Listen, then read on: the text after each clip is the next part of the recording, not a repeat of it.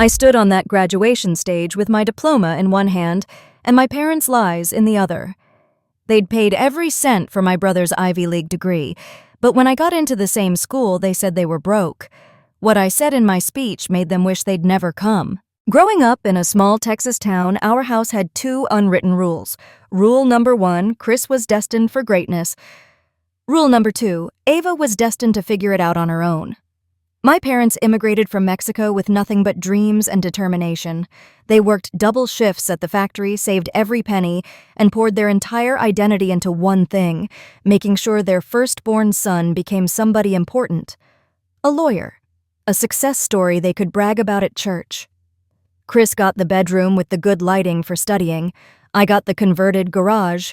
Chris got a brand new laptop for his SATs. I got Chris's old one with the broken spacebar. When Chris needed SAT prep classes, my parents somehow found $1,500.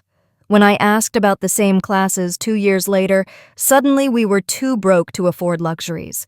But here's the thing about being the forgotten child. You learn to watch, you notice things. Like how my mom's voice completely changed when she talked about Chris versus when she talked about me. Chris was always my brilliant son. I was always Ava's so independent she doesn't need help. Independent. That word followed me everywhere. At family gatherings, when relatives asked about college plans, my parents would beam talking about Chris's Ivy League applications. Then they'd turn to me with this dismissive smile and say, "Oh, Ava's the independent one. She'll figure something out." What they really meant was Chris is our investment. Ava is our backup plan. The worst part wasn't the money. It was watching Chris accept it all like he deserved it. Like it was natural that everything good flowed his way while I scrambled for scraps. He never once asked why I was working weekends while he played video games. Never wondered why I studied under a flickering garage light while he had a desk lamp that cost more than my monthly allowance. By the time I turned 16, I understood my place in this family. I was the strong one who didn't need anything, the independent one who could handle disappointment, the backup child who existed to make the golden child shine brighter. And you know what? I started believing it too. Senior year hit like a freight train.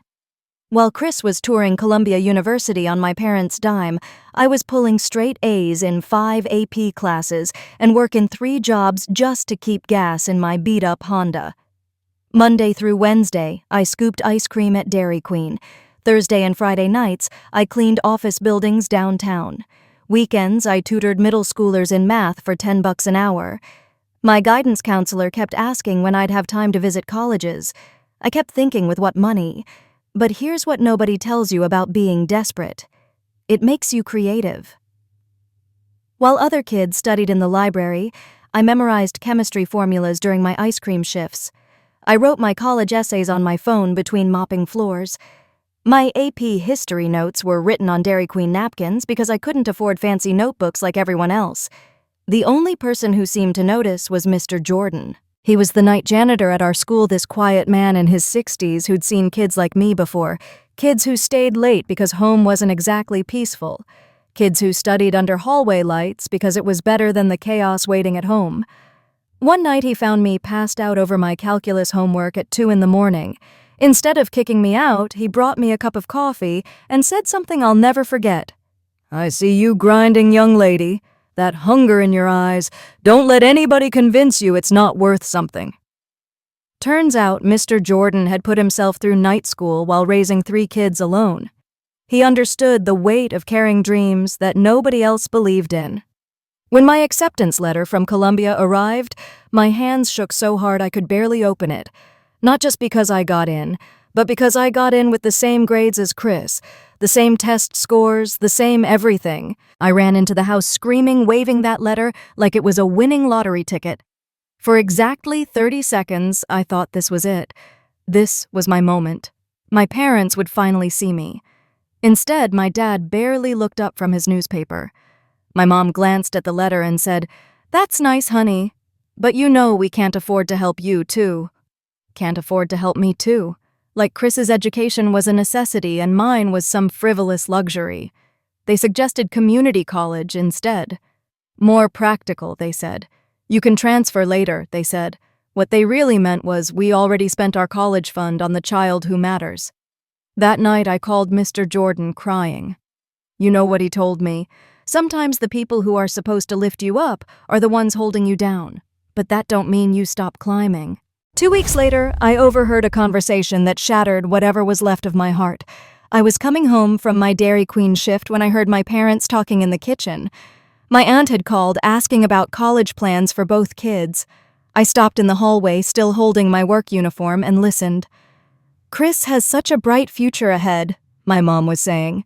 "Columbia Law School is already interested in him. We're so proud." Then my aunt must have asked about me because there was this long pause. Finally, my dad spoke up. "Ava can handle herself. She always has. Chris needs our support right now. He's got a real future ahead of him." Chris has a future. Ava can handle herself. I stood there in that hallway for what felt like hours, letting those words sink in. Not just the words, but the casual way they said them. Like my dreams were some cute hobby and Chris's were a national emergency requiring all hands on deck. That night, I didn't even try to hide my tears. I sat in my garage bedroom, sobbing like a kid who'd just figured out Santa wasn't real. Except this was worse. This was finding out your own parents didn't believe you were worth investing in. Around midnight, my phone buzzed. Mr. Jordan. He was working late at the school and noticed I'd left my calculus book in the hallway. "You can pick it up tomorrow," he texted, "unless you need it tonight for studying." That was so perfectly Mr. Jordan. He knew kids like me didn't have the luxury of leaving books behind. I drove to the school and found him in the main hallway mopping floors and humming some old soul song. When he saw my red eyes, he didn't ask questions. He just handed me my book and pointed to the bench by the trophy case. "Sit," he said. "Talk." So I told him everything. The conversation I overheard, the community college suggestion, the way my parents looked at Chris like he was made of gold, and at me like I was made of spare parts. "Mr. Jordan listened without interrupting. Then he sat down next to me and said something that changed my entire perspective. "Sometimes the strongest roots grow where the rain never falls. You build yourself, Ava. You water your own soil, and when you finally bloom, it's because of your strength, not their sunshine." He paused, then looked at me with these eyes that had seen too much struggle and too many kids give up. "Your parents see Chris as their legacy, but you're gonna be your own legacy. That's scarier for them, because they can't take credit for what you build." That conversation lasted maybe 20 minutes, but it rewired my entire brain. The next morning, I woke up at 5 a.m. and started applying for every scholarship grant and work-study program I could find. The Hispanic Heritage Foundation, the Gates Millennium Scholars, local Rotary clubs, churches I'd never attended, random essay contests with $50 prizes. I wrote scholarship essays during my lunch breaks. I filled out FAFSA forms during my tutoring sessions. I researched need-based aid programs until my eyes burned. For 3 months, it was rejection after rejection. Thanks, but no thanks. We received many qualified applicants. Please try again next year. But slowly, gradually, the yeses started trickling in. A $500 scholarship from the local teachers union, $1,000 from a Hispanic business association, $800 from a women in STEM program. When the final numbers came in, I had just enough to cover tuition books and the cheapest meal plan Columbia offered. No money for a dorm room, no money for a laptop, no safety net if anything went wrong. But I had enough to get in the door. The day I got my final financial aid package approved, Mr. Jordan was waiting by my locker with the biggest smile I'd ever seen on his face. "You did it," he said. "You watered your own soil." Yeah, I guess I did. Columbia University in September looked like something out of a movie. Gothic buildings, perfectly manicured lawns, and kids walking around like they owned the world. Which, let's be honest, most of them probably did. While Chris moved into his spacious single dorm with a view of the campus quad, I was unpacking my life into a corner of a basement room I shared with 2 other scholarship kids. My bed was a futon I'd bought off Craigslist for $60. My desk was a folding table from Target. But you know what? It was mine. The wake-up call came fast. These kids spoke a different language. Not literally, but they talked about spring breaks in Europe and summer internships at their dad's law firm, like it was normal. They complained about their allowances being late while I was calculating whether I could afford both dinner and laundry that week.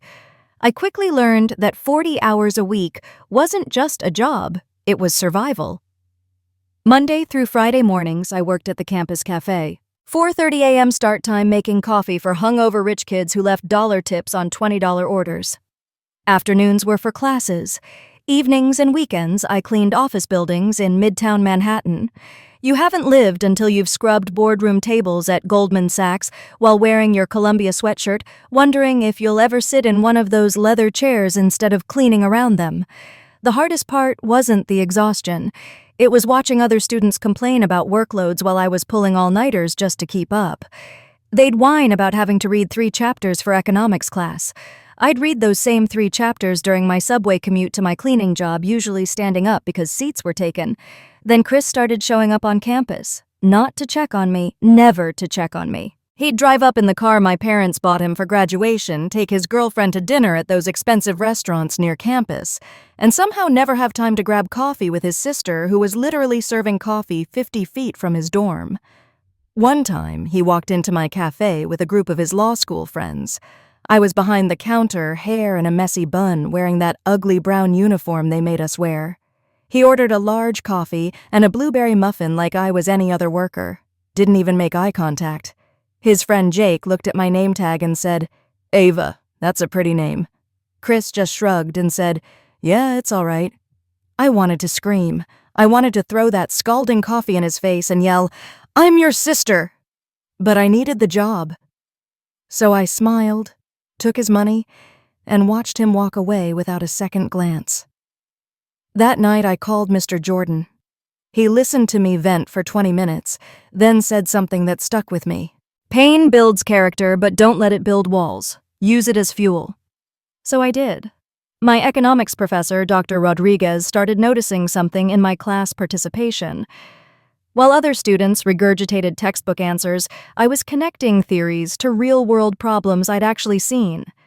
When we studied income inequality, I didn't just quote statistics. I talked about working 3 jobs and still qualifying for food stamps. When we discussed small business challenges, I spoke from watching my boss at the cafe struggle with rising rent costs. One day after class, Dr. Rodriguez pulled me aside. "Your insights are remarkable, Ava. You see patterns other students miss. Have you considered applying for our undergraduate research program?" The research program meant working directly with professors on real business consulting projects. It paid $20 an hour, which was more than any of my other jobs. But the best part, it was using my brain instead of just my hands. My first project was helping a struggling bodega in Washington Heights create a business plan to compete with the new Starbucks opening across the street. Instead of giving them some generic corporate strategy, I suggested they lean into what made them special: fresh food, neighborhood relationships, personal service. I helped them set up a simple social media presence, taught the owner's daughter how to use Instagram to showcase their homemade sandwiches, created a loyalty program using nothing but old-fashioned punch cards and a smile. 3 months later, that bodega was busier than ever. Not only had they survived the Starbucks invasion, they were thriving alongside it. Word spread. The owner told his brother, who owned a small auto repair shop. The brother told his neighbor, who ran a family restaurant. Before I knew it, I had a waiting list of small business owners who wanted help. I started charging $50 for a basic consultation, $150 for a full business plan. It wasn't much, but it was something. More importantly, it was mine. By sophomore year, I was working fewer cleaning jobs and more consulting gigs. I helped a family-owned bakery double their weekend sales by suggesting they offer quinceañera cake tastings. I showed a struggling tutoring center how to pivot to online services during slow seasons. Each success felt like proof that Mr. Jordan was right. I was watering my own soil and things were starting to grow. But the real validation came during a business ethics class discussion about corporate responsibility. The professor asked us to analyze a case study about a company that had two equally qualified candidates for a promotion, but chose the one from a privileged background over the one who'd worked their way up. Most students said it was wrong, but understandable. They talked about networking and cultural fit and all these fancy terms that basically meant rich people hire other rich people. I raised my hand and said something that made the entire room go quiet. Maybe the question isn't whether the company made the right choice. Maybe the question is whether the person who got passed over should waste time trying to fit into a system that was never designed to include them in the first place. The professor stared at me for a long moment, then smiled. "Explain that thinking, Ava." Sometimes the best revenge isn't getting the promotion. It's building your own company and hiring people like you instead. After class 3, different students came up to me asking for my business card. I didn't have business cards. I had a phone number written on the back of a receipt and dreams bigger than my bank account. But I was starting to realize something. All those years of my parents calling me independent weren't an insult, they were preparation. I was learning to build something they couldn't take credit for. By junior year, something incredible started happening. I wasn't just surviving anymore, I was thriving. My little consulting business had grown from desperate side hustle to legitimate operation. I was working with 12 different small businesses across Manhattan, and my client waiting list was 3 months long. The bodega owner's success story had spread through the neighborhood like wildfire. Soon I had restaurant owners' auto shops and even a small construction company asking for my help. But here's what really blew my mind. My classmates started coming to me for advice. These kids who'd never worked a day in their lives were asking me how to pitch ideas, how to negotiate with vendors, how to actually run a business instead of just theorizing about it. Sarah Chen, whose dad owned half of Singapore, paid me $200 to help her create a business plan for her senior capstone project. Marcus Williams, whose family had Yale buildings named after them, begged me to teach him how I'd built relationships with local business owners. The girl who used to clean their dorm bathrooms was now their business mentor. The irony wasn't lost on me. Then Dr. Clark happened. Professor Amanda Clark taught advanced entrepreneurship, and she had a reputation for being brutal. Former Goldman Sachs executive, Harvard MBA, zero patience for theoretical nonsense. Most students were terrified of her. I was intrigued. During our first class discussion about market disruption, she asked a question that made everyone else squirm. Give me an example of a business that succeeded by ignoring conventional wisdom. Hands stayed down. Rich kids who'd been handed everything their whole lives suddenly had nothing to say about unconventional success. So I raised my hand. The bodega on 181st Street that's outperforming Starbucks by being more Starbucks than Starbucks. Doctor, Clark raised an eyebrow. Explain. Starbucks sells convenience and consistency, but the bodega sells connection. They know your name, your order, your family. When your kid gets sick, they let you pay for medicine tomorrow. When you lose your job, they hire your daughter to sweep floors after school. Starbucks can't compete with that because they're not allowed to care about individual customers. The room went dead silent. Dr. Clark stared at me for what felt like forever, then smiled. That's the most intelligent thing anyone's said in this classroom in 5 years. See me after class. After class, Dr. Clark didn't waste time with small talk. I've been watching your work, Ava. Your professors talk about you. Your approach to business problems is unlike anything I've seen from undergraduates. You think like someone who's actually lived in the real world. She paused, studying my reaction. How would you feel about being nominated for the National Innovation Fellowship? I had no idea what that was, but it sounded important. It's a full-ride scholarship for your final year, plus a $50,000 grant to develop your business concept. Winners get mentorship from Fortune 500 executives and automatic consideration for top MBA programs. My heart stopped. $50,000. Full scholarship. This was life-changing money. There's one catch, Dr. Clark continued. You'd be competing against students from Harvard, Stanford, MIT, students whose parents donated buildings to their schools, students who've had every advantage you haven't had. I looked her straight in the eye and said something that surprised even me. Good. I've been beating privileged kids my whole life. At least now I'll get paid for it." Dr. Clark laughed so hard she nearly knocked over her coffee. "That's exactly why you're going to win." While my world was expanding, Chris's world was falling apart. I didn't hear this from him directly. Chris and I barely spoke anymore. But Columbia's campus is small and gossip travels fast, especially when it's about the golden boy who's not so golden anymore. Turns out law school was kicking Chris's ass. He'd coasted through undergrad on natural intelligence and my parents' financial support, but law school demanded something different. It required grinding through case studies, managing overwhelming workloads, and competing with kids who were just as smart and twice as motivated. Chris wasn't used to struggling. He'd never had to develop real work ethic because everything had always come easy. Now, for the first time in his life, he was failing. His girlfriend broke up with him. His grades were barely passing. He'd switched majors twice and was considering dropping out entirely. Meanwhile, I was getting emails from venture capitalists who'd heard about my fellowship nomination. Investment firms were reaching out about internship opportunities. My phone was buzzing with interview requests from business magazines wanting to feature young entrepreneurs. The tables had completely turned, and honestly, it felt incredible.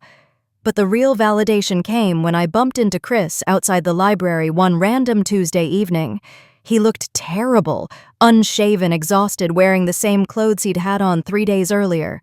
"Hey," he said, barely making eye contact. "Hey, yourself. You look like hell." He laughed, but there was no humor in it. "Yeah, well, law school's not exactly what I expected." We stood there in awkward silence for a moment. Then he said something that absolutely floored me. "I heard about your fellowship thing. That's really cool, Ava. You always were the smart one." I stared at him. "What did you just say? You were always the smart one. I just got lucky being born first." For a second, I almost felt sorry for him. Almost. Then I remembered all those years of being invisible while he soaked up every ounce of our parents' attention and investment. "Luck had nothing to do with it, Chris. You got support, I got strong." He nodded slowly, like he was finally understanding something that should have been obvious years ago. "Yeah, I'm starting to figure that out." That night, I called Mr. Jordan with the biggest smile I'd had in years. "Guess what?" I said before he could even say hello. "I'm not the backup plan anymore." 3 weeks before graduation, I got the call that changed everything. Ava. It was Dean Morrison's secretary. "The dean would like to see you in his office immediately." My first thought was panic. Had I missed a payment? Was there some administrative error that would keep me from graduating?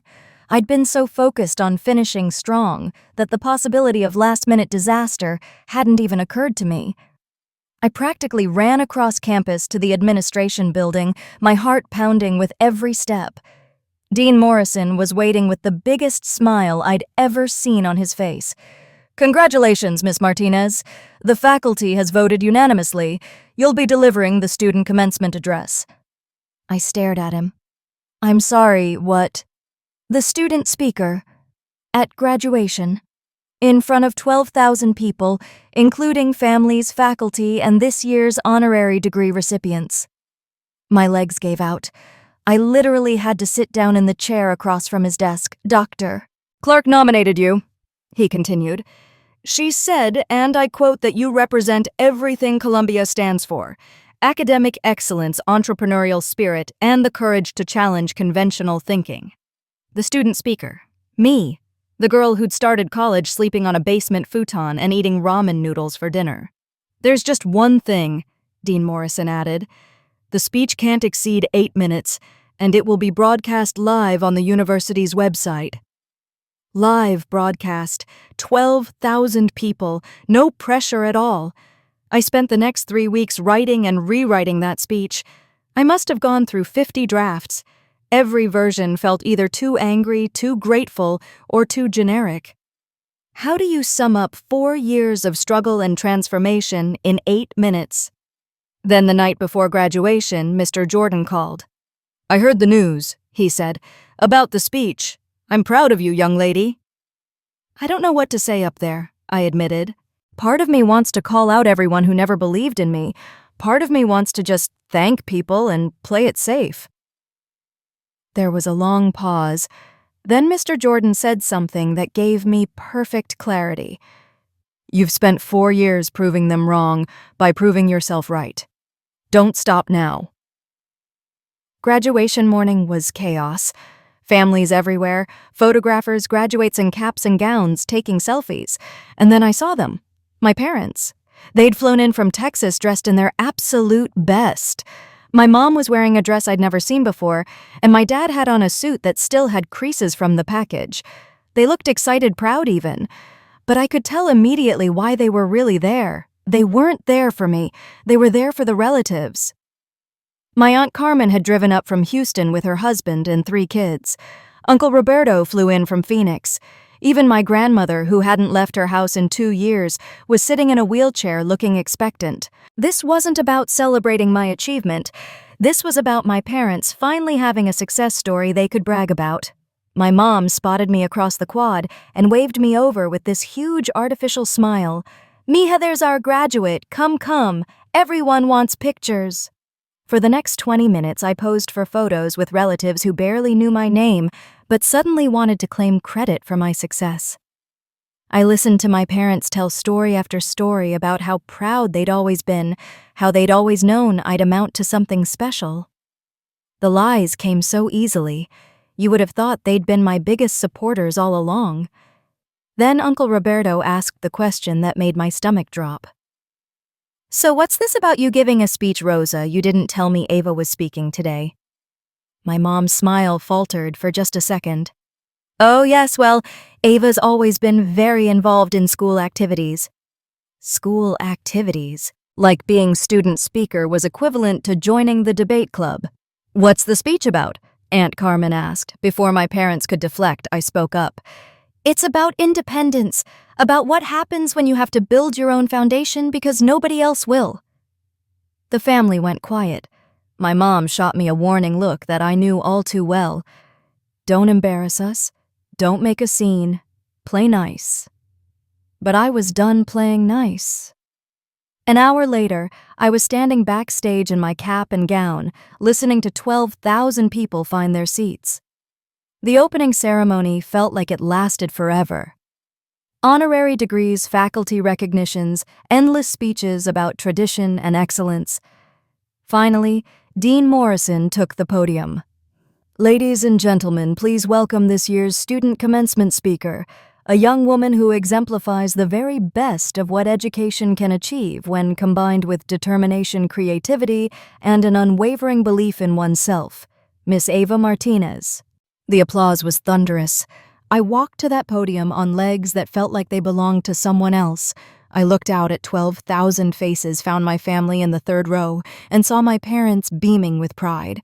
Pride they had no right to feel. And then I spoke. 4 years ago, I came to Columbia University with nothing but a dream and the absolute certainty that nobody else was going to make that dream come true for me. I paused, letting that sink in. Some of you had trust funds. Some of you had connections. Some of you had parents who believed in you so deeply that failure wasn't even a possibility. I could see my parents shifting uncomfortably in their seats. Some of us had none of that. Some of us were told we didn't deserve the same support, the same belief, the same love, but we climbed anyway, not to prove you wrong, to prove ourselves right. The applause started small, but it built. I could see professors nodding, students leaning forward. I worked 3 jobs to pay for this education.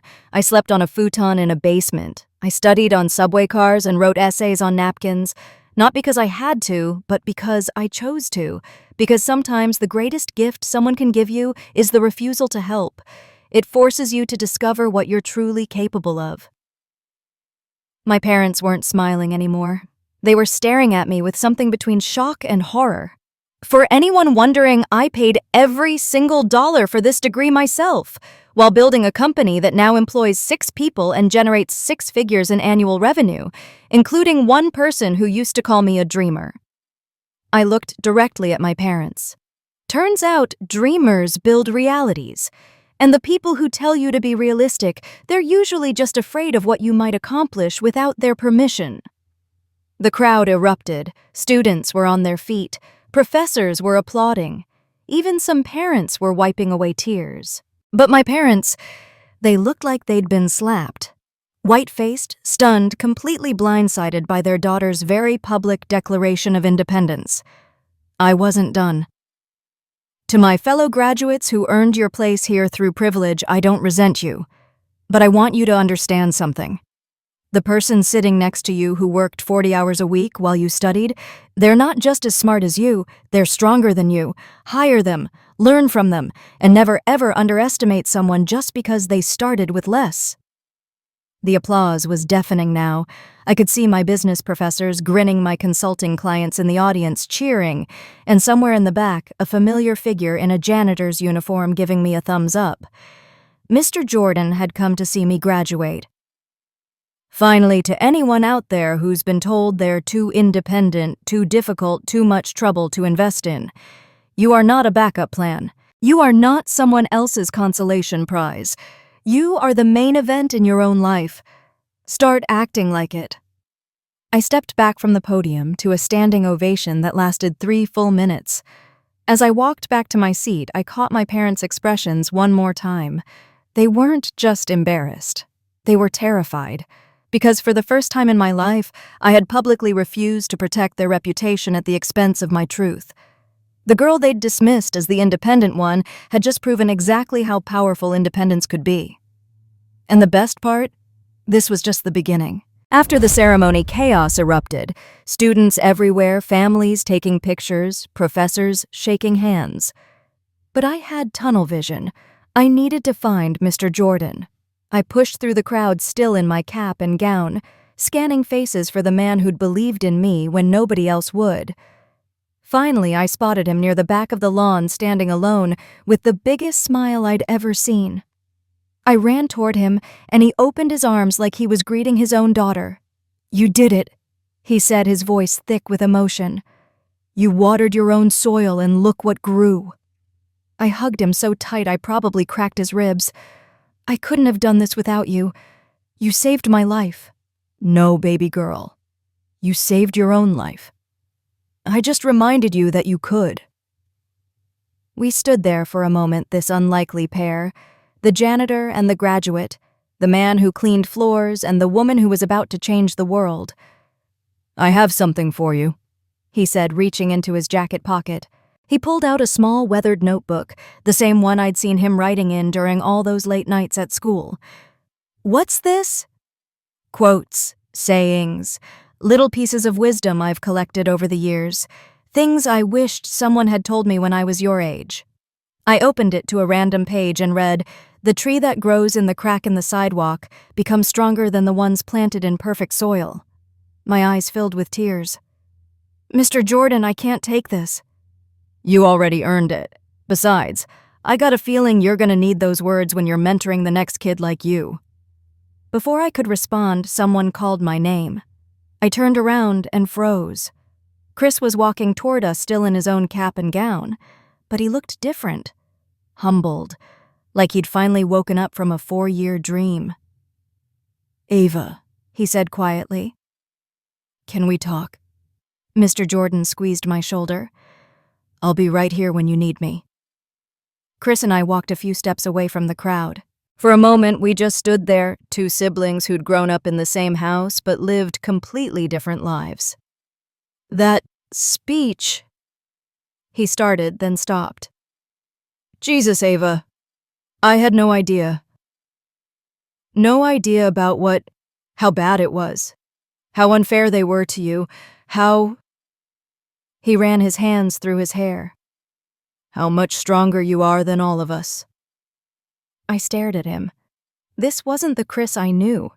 The Chris I knew would have made excuses, found ways to justify what our parents had done. "I've been thinking about it for months," he continued. "Ever since that night we talked outside the library, about how everything came so easy for me and so hard for you. I told myself it wasn't my fault that I didn't ask for special treatment." He looked me straight in the eye. "But I did ask for it. Every time I took their money without question. Every time I let them praise me while ignoring you. Every time I acted like I deserved more support just because I was born first. I felt something crack open in my chest. Something I'd protected for years. Chris. No, let me finish. You worked 3 jobs while I partied. You studied on subway cars while I complained about having to read textbooks. You built a business while I couldn't even handle law school classes that Daddy's connections got me into. The bitterness in his voice when he said, Daddy's connections, surprised me. I've been coasting my whole life on their investment in me. And you've been building something real with nothing but your own determination. Before I could respond, we heard raised voices from across the lawn. Our parents were arguing with Aunt Carmen and Uncle Roberto. Something about the speech, about family embarrassment, about how I'd made them look bad in front of everyone. Chris's expression hardened. They're still making it about them. Without another word, he started walking toward our family. I followed, my heart pounding. Mom, Dad. Chris's voice cut through their argument like a knife. They turned relief flooding their faces. Finally, their golden boy was here to smooth things over, to explain away their daughter's outrageous behavior. Christopher, thank goodness, my mom started. Can you please talk to your sister? She's embarrassed the entire family with that speech. People are asking questions about why we didn't support her and... Stop! Chris held up his hand. Just stop talking. The entire family went silent. Uncle Roberto, Aunt Carmen, even my grandmother in her wheelchair. Everyone stared at Chris like he'd grown a second head. Ava didn't embarrass this family. You did, both of you, for 18 years. My mom's face went white. Christopher, what are you saying? I'm saying she was right, about all of it. You paid for my entire education without blinking, but when she got into the same school with better grades, you told her she was on her own. My dad tried to interrupt. Son, you don't understand. No, Dad, you don't understand. Chris's voice was getting louder, attracting attention from other families nearby. While you were writing checks for my spring break trips, your daughter was working 40 hours a week just to afford textbooks. Aunt Carmen and Uncle Roberto exchanged uncomfortable glances. This wasn't the family reunion they'd expected. While you were bragging to everyone about my Ivy League education, Ava was building a business that's more successful than anything I've ever accomplished. My mom was crying now, but they weren't tears of sadness. They were tears of humiliation. Her perfect family image was crumbling in public, and there was nothing she could do to stop it. You want to know the truth? Chris continued, his voice carrying across the lawn. My sister is 10 times smarter, stronger, and more capable than I'll ever be. And instead of recognizing that you treated her like an afterthought for her entire life, he turned to look at me, and I saw something in his eyes I'd never seen before. Respect. I'm sorry, Ava. I'm sorry I took everything they gave me without questioning whether you deserved the same. I'm sorry I was too blind to see how incredible you are, and I'm sorry it took me this long to stand up for you. The lawn around us had gone completely quiet. Other families were pretending not to listen, but everyone was hanging on every word. My parents stood there speechless and exposed. For the first time in their lives, they couldn't hide behind favoritism or excuses or cultural expectations. Their golden boy had just publicly called out their 23 years of blatant prejudice. I looked at Chris, then at my parents, then back at Mr. Jordan, who was watching with pride and tears in his eyes. And for the first time in my life, I felt something I'd never experienced before. I felt like I had a real brother. 6 months after graduation, my phone rang with a call that changed everything. Ava Martinez, this is Jennifer Walsh from McKinsey & Company. We've been following your work, and we'd like to offer you a position as a senior business consultant. McKinsey, the consulting firm that every business student dreams about, the place where Fortune 500 CEOs go to solve their biggest problems. The starting salary is $250,000 plus performance bonuses. When can you start? I stared at my phone. 6 months earlier, I'd been scrubbing office floors for $12 an hour. Now I was being offered $250,000 to do what I'd been doing for free in college. But here's the thing about building something from nothing. Once you've tasted that kind of independence working for someone else, feels like going backwards. That's an incredible offer, I told Jennifer, but I'm going to pass. The silence on the other end of the line lasted so long, I thought the call had dropped. I'm sorry, did you just turn down McKinsey? I'm building something that matters more than money, but thank you for believing in me. 3 weeks later, I got a call from Forbes magazine. We'd like to feature you on our 30 under 30 list, and we're wondering if you'd be interested in a cover story about young entrepreneurs who built businesses while still in college. A Forbes cover, at 23 years old. The photo shoot was surreal. Professional lighting, hair, and makeup artists, wardrobe consultants asking me what message I wanted to convey. I chose a simple black blazer and told them I wanted to look exactly like what I was, a young woman who'd earned every opportunity through her own effort. When the magazine hit newsstands 2 months later, I cried. Not because of the recognition, though that felt incredible. I cried because the headline read, "Built Without Help, How Ava Martinez Created a 6-Figure Business While Working 3 Jobs." Built without help. Those 3 words captured everything I'd been trying to prove for 4 years. But the real validation came when I used that magazine feature to launch something I'd been dreaming about since freshman year, the Built Without Help grant. I partnered with Columbia University to create a $50,000 annual scholarship for students who are financing their own education, not just students with good grades or impressive essays, students who are working multiple jobs, sending money home to family, or sleeping on friends' couches just to stay in school. The application didn't ask about test scores or extracurricular activities. It asked one simple question: tell us about a time you chose to build something instead of waiting for someone else to hand it to you. Our first year, we received over 3,000 applications. Reading them broke my heart and filled me with hope at the same time. Kids working night shifts at gas stations while studying for organic chemistry exams. Single mothers taking out loans for babysitters so they could attend statistics classes. Immigrants sending half their paychecks home while pursuing engineering degrees. I wasn't the only one who'd been building in the shadows. Meanwhile, my relationship with my family was slowly, carefully evolving. Chris kept his word. After graduation, he'd completely changed his approach to our parents. No more accepting money without question. No more letting them treat me like an afterthought. He'd even turned down their offer to pay for him to retake the bar exam, choosing instead to study on his own and pass it the second time around. My parents, on the other hand, were struggling to adjust to their new reality. 2 months after graduation, my mom called. "Mija, I've been thinking about what you said in your speech. Maybe we could have lunch and talk." The old me would have jumped at the chance for reconciliation. The new me had learned to set boundaries. "I'd love to have lunch with you, Mom, but only if you're ready to have a real conversation about how you treated me growing up." Long pause. "What do you mean?" "I mean acknowledging that you and Dad showed Chris favoritism for 18 years, that you dismissed my dreams while funding his, that you called me independent when what you really meant was neglected." Another pause, longer this time. "I don't think that's fair, Ava. We did the best we could with what we had." "Then we don't have anything to talk about yet." I hung up the phone. It would take another 6 months of Chris backing me up and extended family asking uncomfortable questions before my parents were ready to have that real conversation. When it finally happened, it was in Mr. Jordan's living room. I'd asked him to be there because I needed someone who understood what unconditional support actually looked like. My parents sat on his worn couch looking smaller and more vulnerable than I'd ever seen them. "We made mistakes," my dad said quietly. "We thought Chris needed more help because boys have more pressure to provide for families.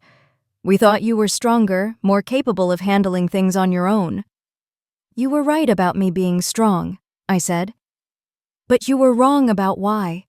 I became strong because I had to, because you left me no choice." My mom started crying. "We're proud of you, Mija. We've always been proud of you." "Then why did it take a Forbes magazine cover for you to say that out loud?" The room went quiet except for the sound of my mom's tears. Finally, she looked up and said the words I'd been waiting 23 years to hear. "I'm sorry. We failed you. We treated Chris like our investment and you like our backup plan. And you deserved so much better." It wasn't perfect. It didn't erase 23 years of feeling invisible. But it was a start.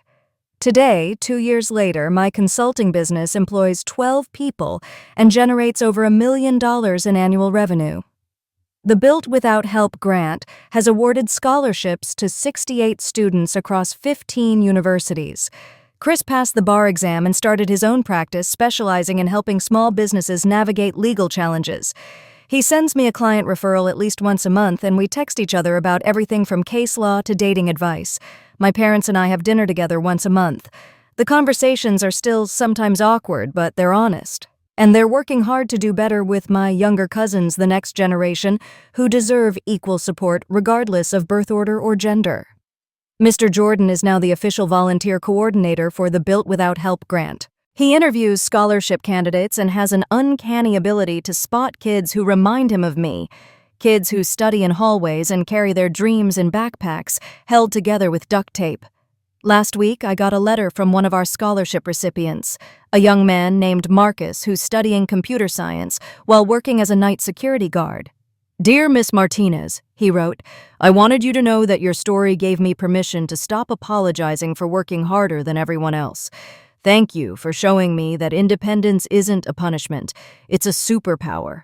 I read that letter to Mr. Jordan over our weekly coffee, and he smiled that knowing smile I'd seen 100 times before. "Looks like you're watering other people's soil now," he said. "Learned from the best," I told him. And it's true. Sometimes the strongest roots really do grow where the rain never falls. Sometimes the best thing someone can do for you is refuse to help, forcing you to discover what you're capable of building on your own. I wouldn't change a single struggle. Because every rejection, every dismissal, every moment I was told I was too independent taught me something invaluable. I was never the backup plan. I was always the main event. I just had to build my own stage to prove it. Have you ever been underestimated by the people who were supposed to believe in you most? What would you have said in Ava's graduation speech? Drop your thoughts in the comments below. And if stories like this inspire you to build your own stage hit, that subscribe button for more real-life tales of turning rejection into resilience.